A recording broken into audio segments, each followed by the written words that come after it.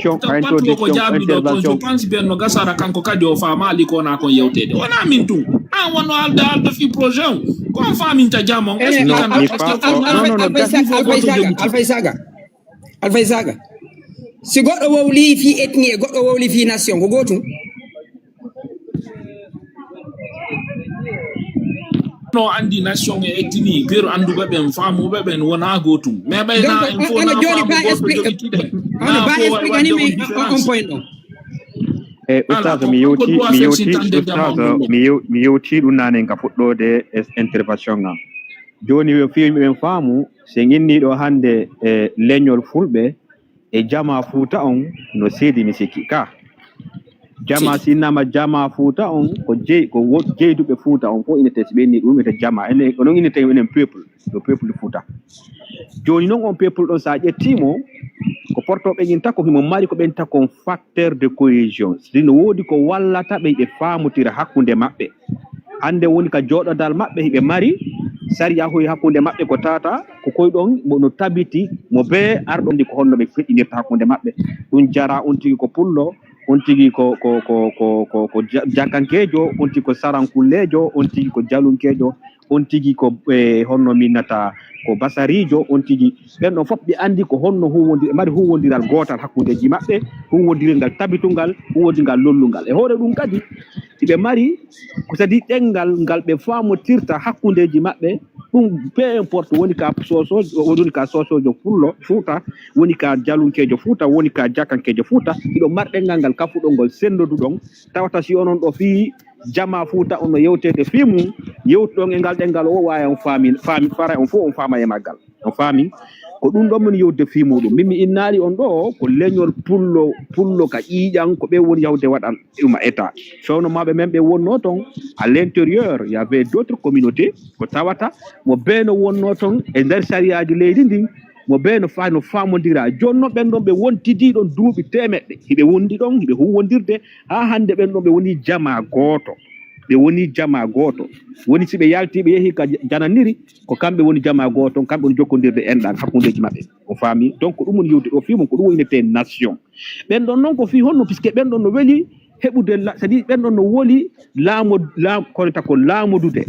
par ce que si ɓe mari koɓe c'est-à-dire ko hunde ko tata hiɓe kafi ɗum ɗon sendotako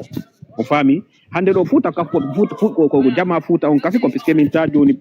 ko jama fuuta on kafi kon ɓe wawata sendu ɗum hakkundeji maɓɓe ko satti o hande ɓe piiri hakkundeji maɓɓe koɓe piiru ɓe weldita ɗon ɓena joni bon enen hiɗen kafi ɗum ɗo e wawata sendugo ɗum ɗo goto men wawata wonde ɓaawo oya e fof ko en gootum on fof hande ka woni gootum par ce que aadaji mon ɗin buyi ko gootum o faami donc ɗum ɗo mon yewde ɗo fi muɗum joni noon si ɓen ɗon heeɓi état no feƴi waɗi koko wolte ɗo démocratie si woni ɓen ɗon ɓe ƴetti démocratie ɓe ni ɗo hande joni ɗo parti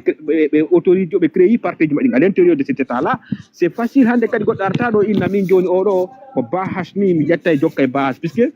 par ce que c'est-à-dire laamiɗo on o ala c'est-à-dire ko ɓen tako na laamu sengo o ala sengo ngo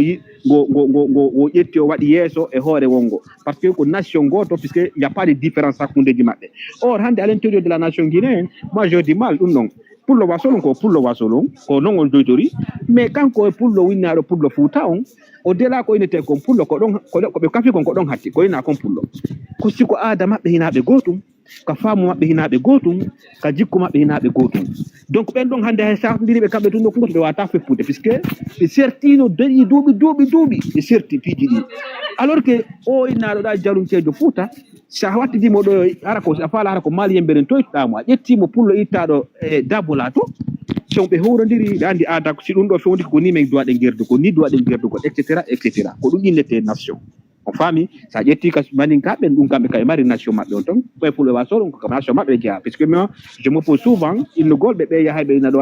yahande fulɓe men waso ɓe pene maɓɓe ko pulloɓe inni tikko tadi ko inde nden ɓe mari mais ko luttikko ene maɓɓe hunde ko kafuɗe ngala on faami donc ami ko ɗum yewde ɗo fi muɗum min hina wigo walla warde ɗo wala c'est bon on va avancer ono mo nation ga pular ko wiyete tigiri ko mofte ne ngawa mofte fuuta de mofte waga non ma musidal ka sinji tun kan musidal ka no nantondira e muɗum yakkede miɗo marno landalal ngal say goɗɗo no wawi jabanagole mi landal par rapport ko fi on ɗum fi ɗum ɗo no memmi ka haala ɗo no memmina fewn ɗo mi jaboto ene bâche ani ene entourage mi faalo jaabo ngal ɗo landa moɗa intervention o min may so kaydi Cheikh Ibrahima on to men jaboto tem suba ngar ko yowindi ko yowondiri e famo me mbaɗum ko yowondiri e Fouta donc y a pas ɗum ala objectif ɗum ala ɗo hara cause spécifique watta ha thème yewtande fimu sabu actualité ma ko nandi temu. Maintenant au-delà de ça, moi mon intervention yewterande min wodi Brahma Pular ɓaylo andi hiɗo wawi le moƴƴa en andi ono gal gonɗino Pular mo ngal fewu non ngal bonata oustage gaɗɗo bonata e haray min komi faami kon e yewtere musidɗo Bache ka laggin hetti hoore mum ko kafi en ko won ƴuytade seeɗa taw ko sertini en ko ɓuri wonde hino ɗuuɗi hande si a mottidiri pullo mo nodditorɗo mamum ɓay mi welora noon emo